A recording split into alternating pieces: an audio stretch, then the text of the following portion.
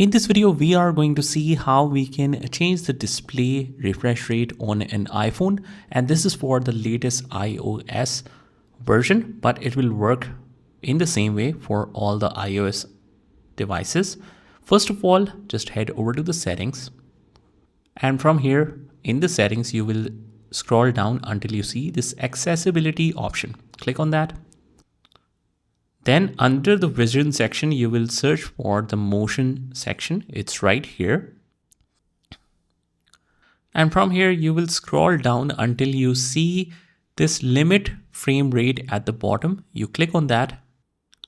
And by default, the iPhone versions use 120 Hertz refresh rate. But now, as you can see, it is limited to 60. So if you want to limit it to 60 Hertz, you can do it from here. It's more comfortable on your eyes.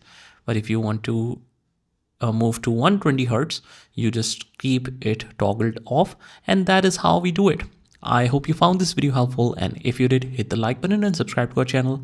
And I will see you in the next one.